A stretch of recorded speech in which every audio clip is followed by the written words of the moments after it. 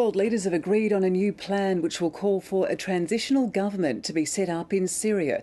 But the international summit in Geneva ended without a demand for the president, Bashar al-Assad, to step down.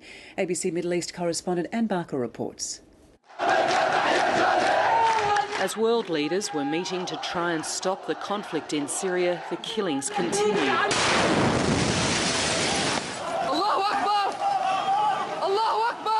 Opposition activists said Syrian troops fired a mortar bomb into a funeral procession in the capital. More than 30 people were killed. The amateur video was posted online as Western and Arab leaders agreed on a new plan for a transitional government in Syria. It could include members of both the current government and the opposition, but Kofi Annan says it's unlikely Syrians will agree to include anyone with blood on their hands. And I will doubt that the Syrians who have fought so hard for their independence to be able to have a say in how they are governed and who governs them.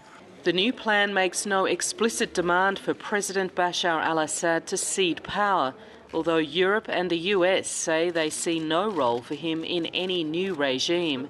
He needs to hear loudly and clearly that his days are numbered. But the meeting has again highlighted the rift between Western powers and Russia, which opposes what it calls foreign meddling in Syria's affairs. Moscow says it's not for the outside world to dictate what happens in Syria. The document adopted today says that the fate of the country should be decided by the Syrians themselves. But the Syrian opposition has always said it will not participate in a government with President Assad, and he's never spoken of the possibility of a democratic solution to the crisis. With 700 people killed in the past week alone, both sides appear to be in the grip of a prolonged conflict.